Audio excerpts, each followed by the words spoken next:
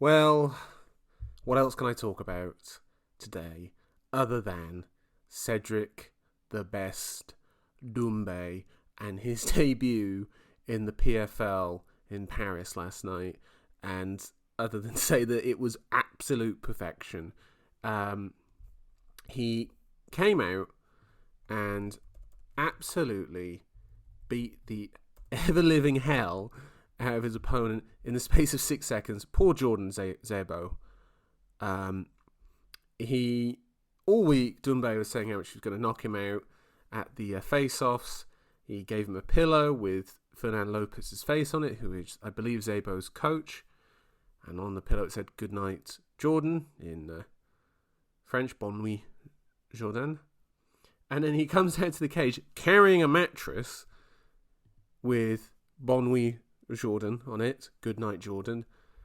And then the fight itself was hilariously short. Even in like presentation, it was quite incredible. Like, he knocked out Zebo so quickly that the time graphic wasn't even up.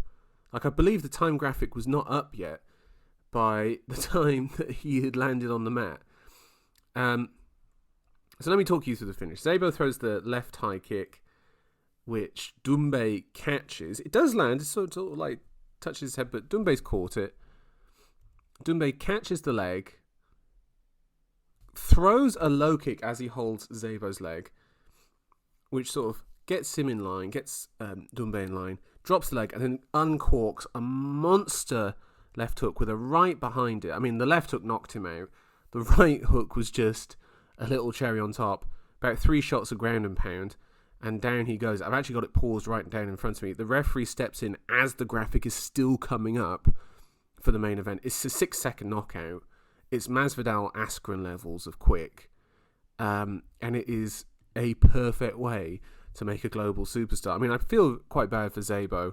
You know, goes in there in his fifth MMA fight against an incredibly experienced kickboxer in Cedric Doumbe, who is also making his fifth fight in MMA.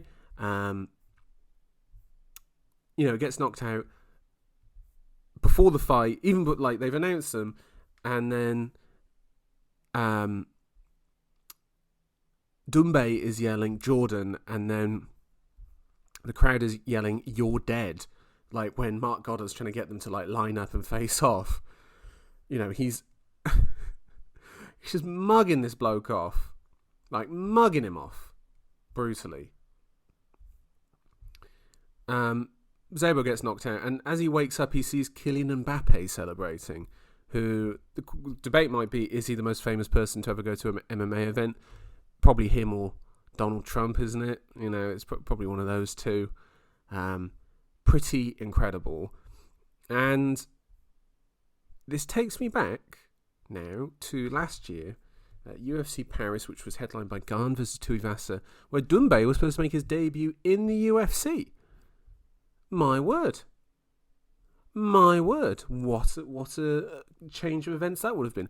Doumbe at the time was 2-0, and the French Commission wouldn't sign off on him fighting on that event. Obviously, the UFC wanted him for a Paris card.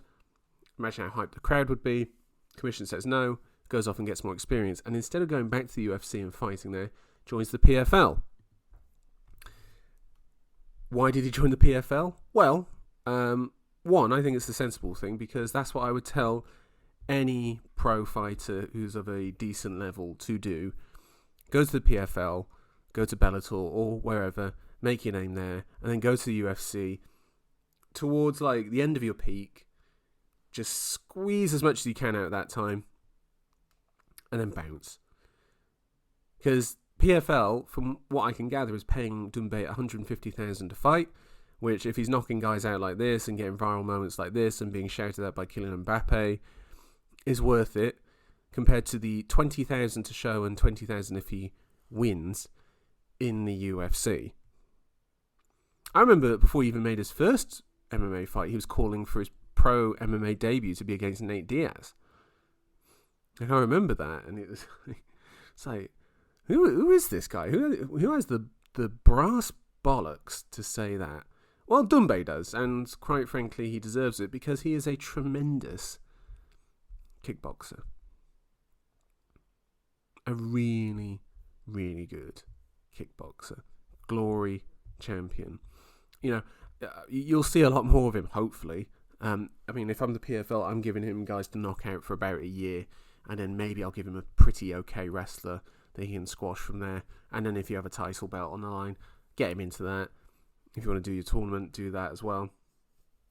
Yeah, just have him make more and more highlight reel finishes. You don't want to go too far down the MVP route, though, the Michael Venom Page route, and only be a can crusher.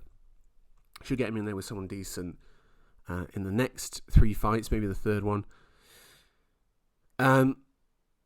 Yeah, really impressive. And this goes back to something that, actually, I'm going to do a little name drop here. I went to the Morning Combat live show in London. Was that last year? Can't remember. Time flies. And no, it was earlier this year. Was it earlier this year? Oh, I can't remember. Anyway, what was I going to say? And afterwards, Luke Thomas and Brian Campbell were up top, and they were talking to fans, and I was like, you know what, I'm going to chat to Luke Thomas here. And I asked him about the UFC and the star-making machine, and have they missed an opportunity here with guys like Doumbe? Do you think they worry about it? And he was very much of the opinion of no. And I kind of agree, I do think no. However, missing out on guys like Cedric Doumbe and Roberto Soldic, and I know that Soldic's first 2 fights in one haven't gone great.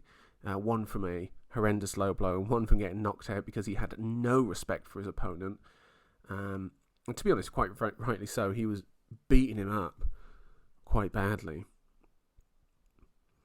And yeah, it's just opportunity to turn down someone like Doumbe, who is a trash-talking knockout artist.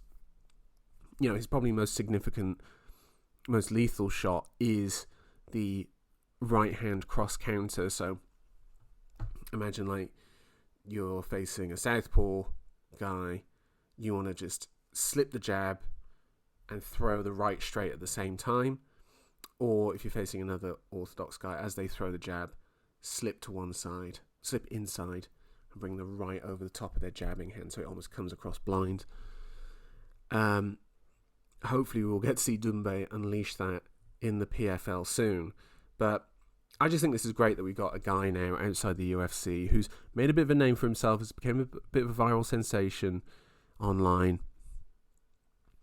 And really, this is where dream fights come from, is by having guys in different organizations, because you have to dream the fight because they can't fight each other. And really, if this lawsuit against the UFC from guys like Kung Lee and John Fitch, and I forgot the other names involved, results in probably not the Ali Act being implemented, but a time limit on contracts rather than a fight limit on contracts, we could be in for something great. Because imagine, Cedric Doumbe's in the PFL, his contract's coming up, and maybe Leon Edwards' contract's coming up, and maybe they could go, listen, let's go to the PFL, let's take this fight to them, and let's book it in the PFL, and have Leon Edwards versus Cedric Doumbe. Oh my word. This is the world that we want, okay? This is the world that we want. We want the fighters to have options, and we want them to have shorter contracts, okay? Give them negotiating power, because they've not had it for years, and it's important that they do. And Cedric Doumbe should also be showing guys, come to the PFL and make some money, and then go to the UFC, and then come to the PFL, make some decent money as well that way, like guys like Shane Burgos.